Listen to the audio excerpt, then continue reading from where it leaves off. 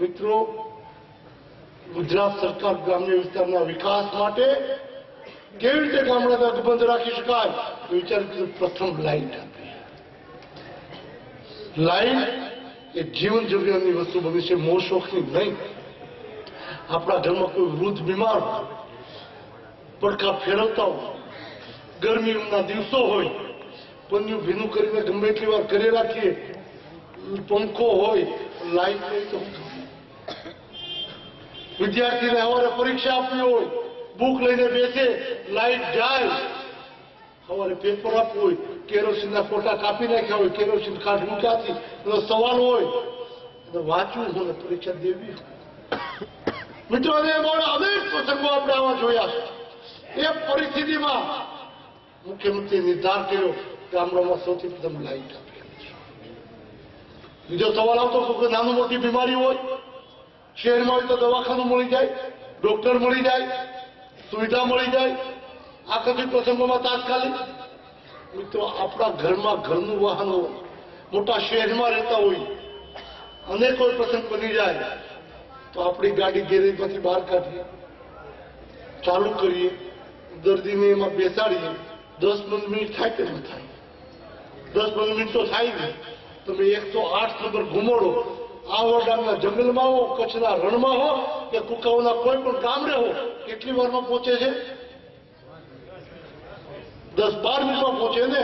તો આપણું ઘરનું સાધન હોય એમાં પણ બિહારી દવાખાને લઈ જાય, એટલો સમય થાય. એટલા સમયમાં કોઈ ચાર્જ નહીં, ન ફોન કરવાનો ચાર્જ, ન સારવારનો ચાર્જ, ન બીજો ચાર્જ. વિના મૂલ્યે પહોંચાડવાની વ્યવસ્થા એ આપણા ગામડાઓ માટે ઉત્તમ આશીર્વાદ છે. મિત્રો, 108 યોજના, અને આ યોજના દ્વારા પ્રસૂતિના સમયે પણ કોઈ તાત્કાલિક સારવારની જરૂર પડે અને આર્થિક રીતે પોસાતું ન હોય કોઈ પરિવારને તો ખાનગી દવાખાને લઈ જાય, એનું બિલ રાજ્ય સરકાર ભરે. કારણ કે ભૂતકાળમાં ઘરની પ્રસૂતિ કે અણઘડના કારણે બાળક અને માતા ઉપર જોખમ રહેતું, એના આંકડાઓ ઊંચા આવતા હતા. મૃત્યુદર, આ મૃત્યુદર ઘટાડવા માટે અતિ આધુનિક વૈજ્ઞાનિક પદ્ધતિથી પ્રસૂતિ થાય તો મારી બેન દીકરીના મોતનું જોખમ ટળે એટલા માટેની આ વ્યવસ્થા રાજ્ય સરકાર સંવેદનાથી અને અપંગ અશક્ત બાળકનો જન્મે આર્થિક મુશ્કેલી હોય તો એમને ઘેર બેઠા શહેરોને સુખડી પહોંચાડવાની વ્યવસ્થાની બજેટમાં વ્યવસ્થા થાય. આ સંવેદનાશીલ વ્યવસ્થા છે. મિત્રો, કોઈ મતના મતલબની યોજના નથી. બાળક જન્મતા હોય મતદાન કરવા નથી જવાનું. મારા રાજ્યમાં કોઈ અપંગ કે અશક્ત બાળક ન જન્મે એનો વિચાર કરવાનો. મિત્રો, બાળક ન જન્મે એટલું જ નહીં, મારા રાજ્યનું કોઈ પશુ બીમાર ન રહે એની ચિંતા કરીને આ રાજ્યમાં 161 જેટલા રોગ પશુઓમાં થતા હતા. કચ્છથી માંડીને આવા ડાંગ સુધી, વાપીથી માંડીને આપણા સૌરાષ્ટ્ર સુધી અલગ અલગ વિસ્તારમાં ઘોડા, બકરા, કૂતરા, ભેંસ, ગાય આ બધામાં જે રીતે રોગો આવતા હતા એ રોગોના કારણે માનવ પર જોખમો આવતા હતા. ઝુંબેશ ઉપાડી પશુ આરોગ્ય મેળવવાનું. આ પશુઓ કોઈ મતદાન કરવા જવાના છે? તો આ પશુઓ માટે યોજના શરૂ કરી. જેમ આપણે નાના હતા ત્યારે શીતળા દેતા, શીતળા અમે ઝુંબેશ આવી, આજે દુનિયાભરમાંથી શીતળાનો રોગ નેસ્ટ આવું થયો. આમ પશુપાલન સામે આ રોગોની સામે ઝુંબેશ ઉપાડી. મિત્રો, 161 રોગો થતા હતા, આજે માત્ર 39 રોગો બચ્યા છે. મારો વિભાગ છે, આના માટે હું જોડાયેલું કામ કરું છું. મને મુખ્યમંત્રીના માર્ગદર્શન તળે કલ્પના તો કરું. 161 રોગ હતા, 39 રોગ બચ્યા છે. એની સામે પણ અમારી ઝુંબેશ ચાલુ છે. કારણ કે રોગ મુક્ત પશુઓને કરીએ તો પશુઓ દુધાળા હોય. ઘણી વખત કોઈ સમૃદ્ધ માણસ કોઈ સાવધાની રાખતા હોય, ઘરમાં મચ્છરદાની રાખતા હોય, પાણી શુદ્ધ રાખતા હોય, ઘરમાં રોગ આવી જાય. કેમ? આપણે તો બધું શુદ્ધ રાખતા. દૂધ જો પશુવાળું બીમાર હોય અને એનું દૂધ ઘરમાં આવી જાય તો બાળકોને રોગ થતા વાર ન લાગે. આરોગ્ય ક્ષેત્રે એમની કાળજી લેવા માટે પશુઓને પણ રોગમુક્ત કરીને આ રાજ્યના લોકોને તંદુરસ્ત રાખવાનું સપનું જોઈને આ રાજ્ય સરકાર ચાલતી. કેટલા વિસ્તારની કેટલી વાતો થઈ શકે. તો એ સ્થિતિમાં સૌરાષ્ટ્ર સમૃદ્ધ અને સુખી કરવું હોય, સલામત કરવું હોય તો બાકીની સુવિધાઓ તો આપીશ. સૌરાષ્ટ્ર માત્ર ખૂટે છે એકમાત્ર પાણી. અને પાણીની વ્યવસ્થા જો થઈ જાય ये भारतीय जनता पार्टी નું સૂત્ર હતું, हर हाथ को काम, हर खेत को काम, हर हाथ को काम। तो हर हाथ को काम ना માટે જે યોજનાઓ બનાવી છે વાઇબ્રન્ટ ગુજરાત। મિત્રો આ બધા એમ કે છે કે નરેન્દ્રભાઈની સરકાર થોડા ઉદ્યોગપતિઓ માટે કામ કરે છે। મિત્રો 2 વર્ષે 3 દિવસ વાઇબ્રન્ટ ગુજરાતમાં આપવામાં આવે છે। આખી સરકાર 2 વર્ષે 3 દિવસ ઉદ્યોગોને આપવામાં આવે। દર વર્ષે કૃષિ મહોત્સવમાં 1 મહિનો ગામડાઓને ખેડૂતોને દર વર્ષે આપવામાં આવે। 1 મહિનો ગરીબ કલ્યાણ મેળવવા માટે 1 મહિનો આપવામાં આવે। શાળા પ્રવેશ ઉત્સવમાં રાજ્યના તમામ ગામમાં 3 દિવસ આપવામાં આવે। ગુણોત્સવ માટે 3 દિવસ આપવામાં આવે। મિત્રો માત્ર ઉદ્યોગો માટે 3 દિવસ આવે અને એની સાથોસાથ કોઈ ઉદ્યોગપતિઓ જે એમઓયુ કરે એટલે કેમાં એમઓયુ કરવાનું છે, કામમાં કેવો ઉદ્યોગ લાવવા અને કેવા તજજ્ઞો જોશે એવા તજજ્ઞો કરવા માટે એના કોર્સ ચાલુ મિત્રો। નરેન્દ્રભાઈ મુખ્યમંત્રી બન્યા ત્યારે આ ગુજરાતમાં માત્ર 11 યુનિવર્સિટીઓ હતી। 11 આજે 42 યુનિવર્સિટીઓ છે। 42 યુનિવર્સિટી કેમ બની કે કોઈ ઉદ્યોગ નવો આવવાનો હોય એને જે પ્રકારના તજજ્ઞો જોતા હોય તો મારા ગુજરાતીઓને ગુજરાત માટે બહાર રોજગારી લેવા જવી ન પડે, અહીંથી જ રોજગારી મળી રહે એટલે એવા નવા કોર્સ શરૂ કરે, નવી કોલેજ શરૂ કરે, નવી યુનિવર્સિટી શરૂ કરે। મિત્રો તમે જોયું છે સુરત જાઓ, અમદાવાદ જાઓ, વડોદરા જાઓ, દેશના કોઈ રાજ્યમાં ગુજરાતી મને રોજગારી આપો એમ કહીને મજદૂરી કે નોકરી માટે ભટકતો નહીં હોય ત્યારે આજે ગુજરાતમાં અમદાવાદ, વડોદરા કે માંડીને સુરતમાં દેશભરના તમામ રાજ્યોમાંથી રોજગારી કમાવવા માટે ગુજરાતમાં આવે છે। ગુજરાતી જનતા દૂધમાં સાકર ભળીને સંભાળીને રોજગારી આપે છે ગુજરાત। અને એના કારણે તાજેતરમાં મારા આંકડાઓ નથી, કેન્દ્ર સરકારે હમણાં રિપોર્ટ જાહેર કર્યો, કેન્દ્ર સરકારે તાજેતરમાં રિપોર્ટ જાહેર કર્યો, આખા દેશમાં 100 રોજગારી આપવામાં આવે છે, એમાંથી 72 રોજગારી ગુજરાતમાં મળે છે।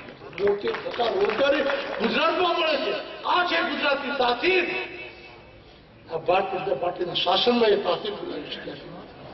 આ રોજગારીની પરિસ્થિતિ છે અને એવી પરિસ્થિતિમાં જયારે આપણે પ્રગતિ કરતા રહ્યા છીએ ત્યારે મિત્રો ગુજરાતને એવા પંજો ન લગાડવા દેવાય કે જે દિલ્હીમાં કૌભાંડોના કારણે દેશ આખો દુનિયામાં બદનામ થશે। આપણે જયારે યોજના શરૂ થઈ હતી પીવાના પાણીની ત્યારે એમ કહેતા કે 800 કિલોમીટર ઉપરથી પાણી થોડું આવશે, હવા આવશે, હવા આમ કહેતા। પાણી આવ્યું, કોંગ્રેસની હવા નીકળી ગઈ। મિત્રો દુષ્કાળની વરસાદમાં થોડું ખેંચાણું તો તરત અમારી કમિટી બનાવી, અમે નિર્ણય કર્યો તાત્કાલિક બીજી પાઇપલાઇન નાખવી। અમદાવાદ જતા હો તો આજે તમે રસ્તામાં જોતા હશો જેવડી પાઇપલાઇન હતી એવડી જ બીજી પાઇપલાઇનનું કામ ચાલુ છે। 2 મહિનામાં અમે પૂરું કરી દેવાના છે। ભવિષ્યમાં ગુજરાતને આ સૌરાષ્ટ્ર ક્યારે પીવાના પાણીની તંગી ન પડે એની વ્યવસ્થાઓ અમે શરૂ કરી દીધી મિત્રો। પરંતુ નરેન્દ્રભાઈના મગજમાં માત્ર પીવાનું પાણીથી સંતોષવાનો નહોતો એટલે મેં આ વર્ષે યોજના બનાવી 10,000 કરોડ રૂપિયાની સૌરાષ્ટ્ર નર્મદા ઇરિગેશન યોજના, ટૂંકું નામ સૌની યોજના। તો 10,000 કરોડના ખર્ચે જે યોજના બનાવી એ સૌરાષ્ટ્રના 115 ડેમમાં પાણી ઠાલવશે અને સૌરાષ્ટ્રની 87 નદીઓમાં પાણી નાખશે। ખાલી વાતો નથી, ખાલી રાતના સપના નથી, દિવસે સપના જોઈને સિદ્ધ કરેલા છે। તમે ક્યારેક 10 વર્ષ પહેલા અમદાવાદ જતા હો, આ દિવસોમાં તમે જોયું હોય સાબરમતી નદીમાં શું છે તો મિત્રો ત્યારે સર્કસ આવતું હોય, નાટક હાલતા હોય, ફુગાવાળા ફુગા વહેતા હોય, બાળકો રમતા હોય, રેતીમાં બધું આપણે જોઈ શકતા હતા। આજે નીકળીએ તો 2 કાંઠે છલ નર્મદા માતાના પાણીથી તે ભરેલું પાણી છે। આવી 15-20 નદીઓમાં તો પાણી નાખી દીધું, હવે આ સૌરાષ્ટ્રમાં નર્મદાના નીર વહેવાના છે। કોંગ્રેસની આ સરકાર ખેડૂતોનું કલ્યાણ થાય, જનતાનું કલ્યાણ થાય એ સહન કરી શકે એમ નથી। અટલ બિહારી વાજપેયીની સરકારે આ દેશની મોટી મોટી ગંગાથી માંડીને બધી જ નદીઓને જોડવા માટેનો નિર્ણય કરીને કામગીરી શરૂ કરી દીધી. આખું પ્લાનિંગ થઈ ગયું હતું. કમનસીબે અટલજીની સરકાર હાલી આ નદીઓ જોડવાનો કાર્યક્રમ આગળ વધાર્યો હતો.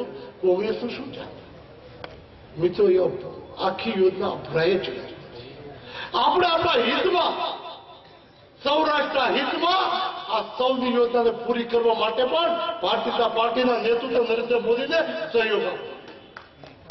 એટલા માટે આવતા દિવસોમાં આપણે ગુજરાતને જ્યારે સમૃદ્ધિ સોળ પર લઈ જવું હોય તો સૌરાષ્ટ્ર આર્થિક રીતે નબળું હોય તો ગુજરાત આગળ વધી ન શકે. એટલા માટે સૌરાષ્ટ્રને આર્થિક સક્ષમ ને સમૃદ્ધ બનાવવા માટે પણ આપણે આ કામ કરવું પડે. આ સરકારને સંવેદનાથી કામ કરે છે. તો મેં નરેન્દ્રભાઈને વાત કરી, સાહેબ અમે આજે ફરતા ફરતા જોઉં છું ખેડૂતો તો ધિરાણ લઈ લીધું, ધિરાણ લઈને બિયારણ લઈને ધરતીમાં વાવી દીધું.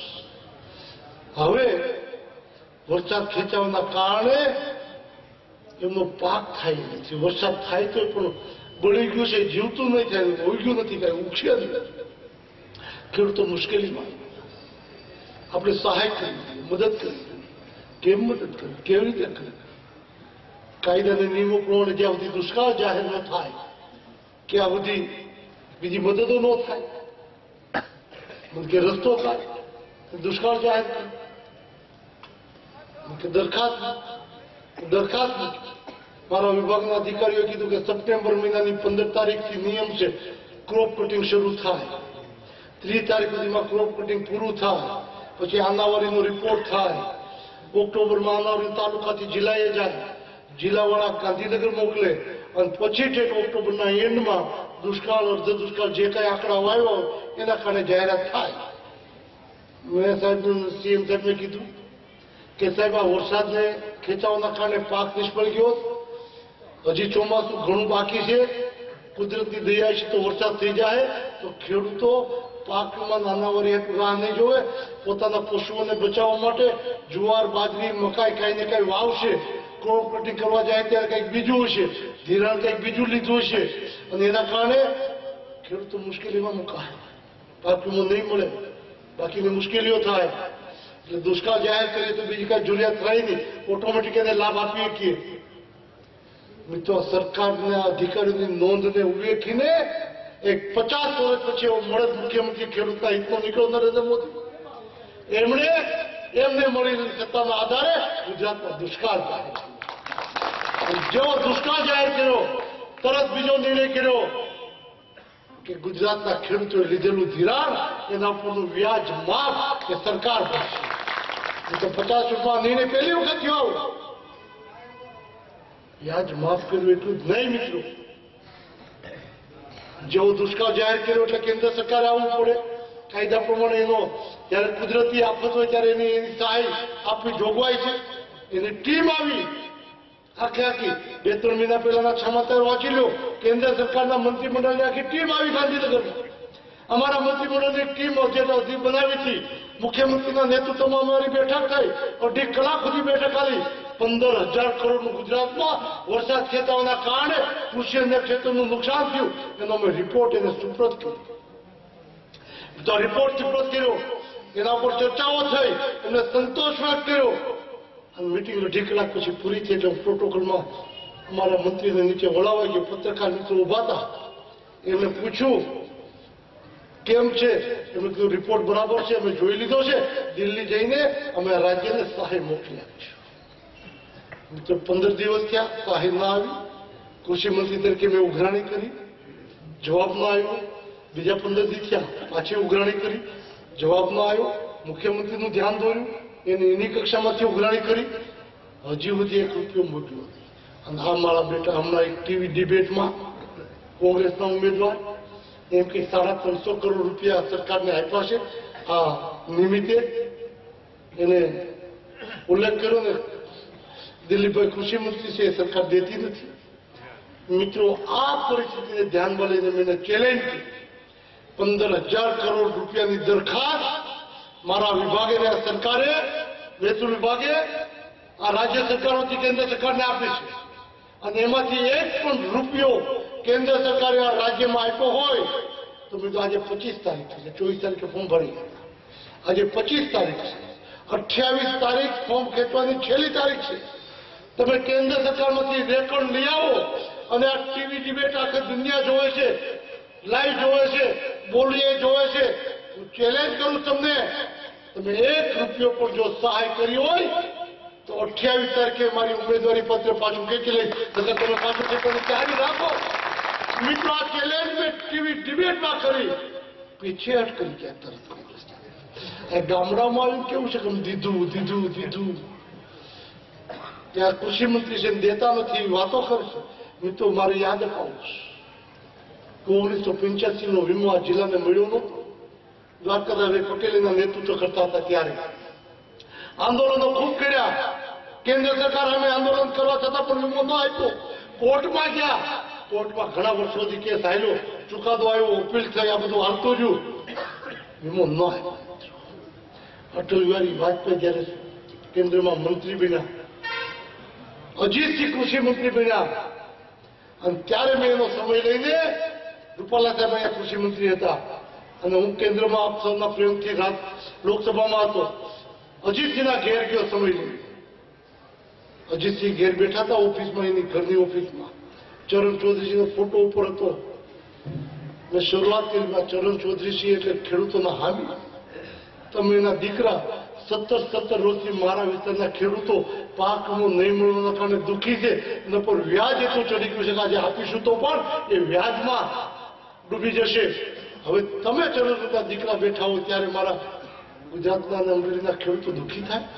અને મારી આખી વિગત માંગી, મેં વિગત આપી. થોડી વિગત ખૂટતી હતી, મેં ગાંધીનગરથી રૂપાલા સાહેબ પાસેથી મગાવ્યું, કૃષિ મંત્રી પાસેથી. બીજે દી મને બોલાવ્યો, બધી વિગત લઈને મિત્રો અજીતસિંહે વીમો મંજૂર કર્યો. કહેવા એ માંગુ છું, વીમો મંજૂર કરવાનો અધિકાર કેન્દ્રનો છે અને વીમો મંજૂર કર્યો.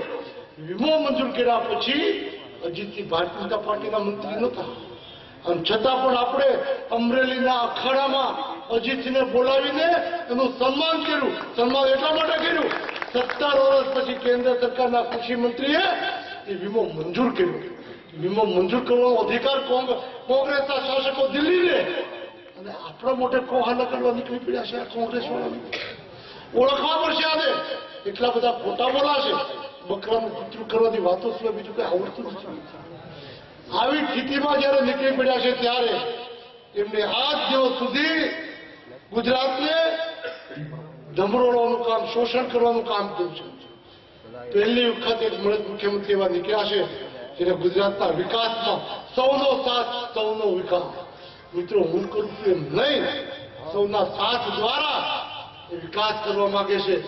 વિકાસ કરવા માંગે છે ત્યારે મિત્રો ગઈ ચૂંટણીમાં અમરેલીના ડોક્ટર જીવરાજ મહેતા ચોકમાં વિજય થયા પછી કાર્યકર્તા મિત્રોને વાત કરી કે ચૂંટણીઓ પૂરી થઈ છે, આપણે જીતી ગયા છે, મંત્રીમંડળમાં આવવાની આપણી શક્યતાઓ પૂરી છે, ત્યારે આપણે શેમાં સમય વિચારવો છે?